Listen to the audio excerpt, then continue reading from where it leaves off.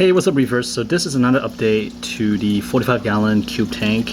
I've always thought that the most dangerous thing to a reefer's wallet is a newly cycled tank that's ready for livestock and that is empty.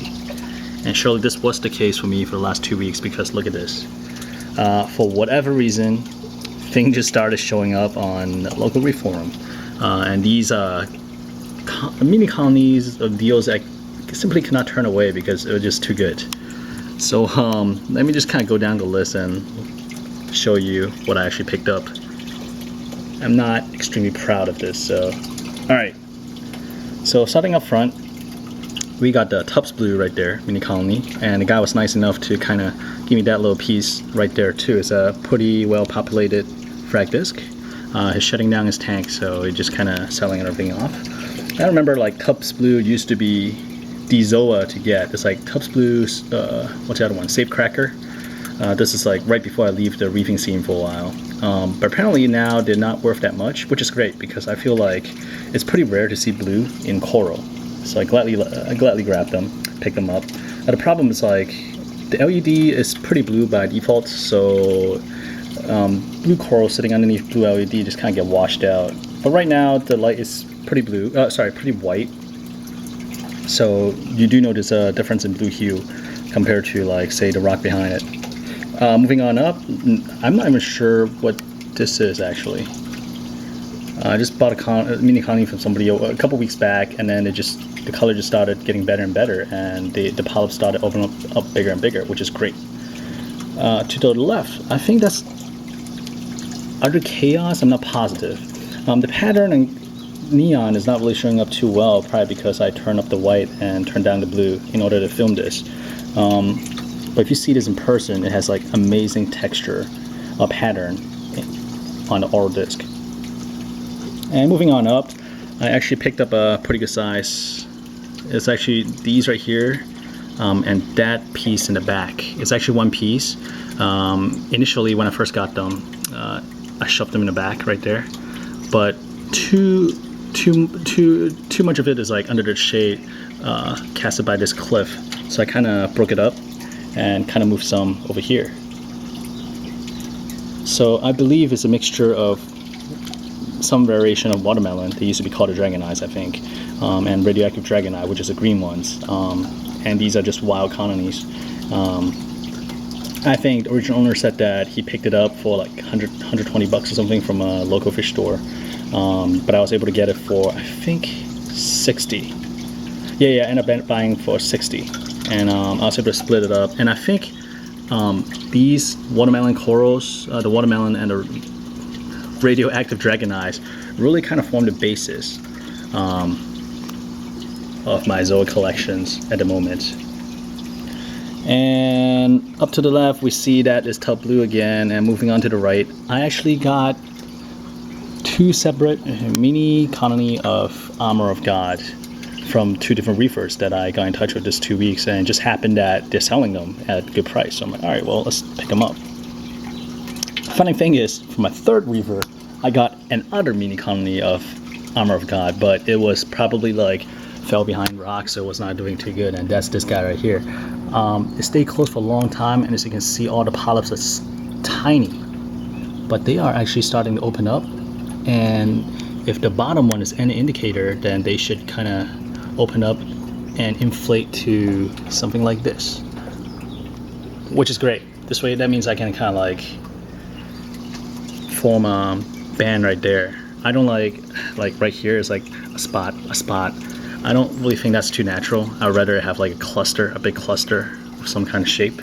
So that's kind of my goal, and that's why I picked up those two mini colonies. And up there, you notice that I have a tiny bits of watermelon again. I'm not too sure if they're the same type actually, because when the polyps are closed, this one I believe has some like green tint at the tip, versus these ones and those ones has purple tint. So it's kind of strange. Maybe just because they've been under different lighting or different part of a tank. So I'll watch them closely and see what happens. And let's see what else I have. Right. So this, can't really see it here, but when the LED actually because the light actually changes based on time. It gets bluer and bluer. Once you get to a certain point, these guys right here glows. Those are the restas, and those are one of the most sought after zoas these days. And it glows like red and sorry, not red, green and yellow. It looks absolutely insane. Same as these ones. I really don't know what these are, but they glow a really nice metallic yellow as well. Same with the Armor of God. So another piece that I picked up, I told you I went crazy, is the Sunny D, which I personally really like. It's like an orange color with green centered. Yeah, the color is not showing up too well right now because the white is all the way up without too much actinic. But hopefully one day I'll figure out how to use my DSLR to calibrate it with proper white balance and take some photos and insert them into videos. Since the guy is breaking down his tank, he also gave me some cabbage coral, which is really great of him. He's a super nice guy. I really appreciate it. And moving up on here, I have about 12 head frog spawn that I pick up from different Reefer that I pick up some Zoa from. And the reason I placed the frog spawn in the back is because I'm hoping that, actually I was hoping that this piece would be bigger, but when I saw it, okay, I was like, all right, well, it's 12 pieces. I guess in the past when people say it's 12 heads, usually it come like 20 heads, you know, but he was serious about being 12 heads. Anyway, so that's that piece right there. My hope is that it'll kind of fill that gap in the back of the tank. And I don't want everything to kind of face forward because I want to show some depth. That means like people can kind of see something's going on in the back, so everything's not presented to them right away. Especially since the couch is right here, which is covered up right now. My dog is shedding really bad. So when I sit here, it'll be nice to have something to look at here as well. And that's also the reason why I kind of planted a little bit of Zoas, hoping that they'll kind of start taking off in the back too. And right now, I kind of kept all the loose frags in the back. This is kind of like my frag area. And I guess in the future, when I do propagation, I'll just kind of use this as my frag tray. The Aiken is doing well. Inflated a lot, actually. All the heads are growing well. I'm kind of surprised that the Gorgonian is hanging on and doing well, because I honestly did not think that this was photosynthesis photosynthetic when I first looked at it due to the white polyps.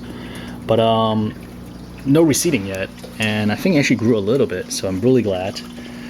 But what really bothers me is that big piece of rock that comes with the rock spawn. I mean, it kind of anchors it in place, but I'm tempted to just kind of break the rock off because it still have a nice length of branch. But I don't know. Right now it's pretty stable. I'm afraid that if I break the rock off, I won't have an anchoring point for this frog spawn colony. So we'll see. I'll see if I can live with it. Eventually, I do want some type of anemone up there, so it probably should be covered. It just right now, I just gotta get used to it. And as you've seen, the Bangai cardinals are doing great. Really active. I tried to slowly kind of initially the first 2.5 weeks, 3 weeks, I fed every single day. Always frozen mysis with some flakes. They would always chase after the flakes, kind of melt it a little bit and spit it back out, but I kept trying. I also bought some sinking pellets that's enticing to finicky fish, but they are not taking it, so I guess they're extremely finicky. But anyways, they're really healthy. Right now I'm trying to like slowly move from feeding every single night to every other day, to get them a little bit hungry, so they're a little bit more willing to sample different food. I mean, they're willing to sample it, but not willing to just take it in. But as you can see, really active. I love these guys. They're awesome. I told you I named them X, Y, and Z, right? So over here, you'll see my black long spine sea urchin got huge. I saw that he kind of cleared out all the algae on the glass and rock, so I moved him to the sump. And I left him in the sump for about a week, and then just 3 days ago, I moved him back into display. And that's when I noticed how huge he got, and all the spine. He grew a lot of new spine. And the interesting thing is that the new spine, you probably cannot see it in this video that well, but the new spine actually takes on a purple with white stripe pattern and color, which looks really great. But now it worries me because at this size, he's just gonna plow through everything and eats everything. So I'm keeping a close eye on him, make sure he does not chomp on these zoas. I mean, he's welcome to chomp on those, but these probably not. A little bit pricier. So before I was filming this, I was kind of tweaking the tank a little bit. That's why the fire and ice zoa kind of closed up, because something knocked it over into sand. That's why it's kind of just, you know, angry. But that's pretty much it right now. Again, a lot of things happened these 2 weeks simply because, you know, when opportunity pops up, you just gotta grab it. And I'm also hoping that these zoas will grow, and in the future, these can be kind of my chip in, right? I can just kind of frag it and trade zoas for other things, because I feel like in terms of zoas, I'm pretty well covered. My plan for the aquascape is like have big features up here, like anemones, frog spawn, maybe like some kind of toadstool, and then maybe like Montipora capricornus growing off of that little frag plug that I could not get off. So big features up here. As people come closer to the tank, attracted by the big features, they'll start looking down because they get closer to the tank. And they'll see all the fine details, all the cluster of colors and different textures down here, right? And that'll draw them in. And eventually, I did mention that I want an anemone up here. I want a pair of, right now I'm looking at the Mocha Da Vinci. Not a huge fan of designer crowns in general, but those were just gorgeous. They have the natural looks, they're not too forced, and just gorgeous. But I'm waiting for the perfect pair, and I'm taking my time. Hopefully, not like these guys. And if the bio load is okay, I may consider adding maybe a Yasha Gobi with a candy stripe pistol shrimp pair that will hopefully live among one of the many caves here. And that's pretty much it right now. I mean, tank is progressing nicely. Everything seems stable. The next purchase on my list would be auto top off, so that I can run the skimmer efficiently. Right now, I'll tweak the skimmer, and then because the water level drops, the skimmer is no longer at a perfect level to skim. So the skimming is kind of inconsistent.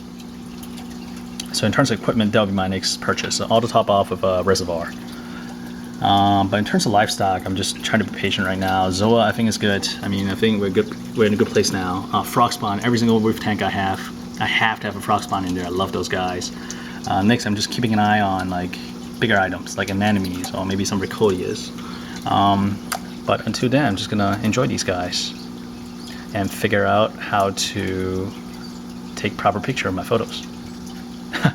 All right, well, until then, this is my 45-gallon tank.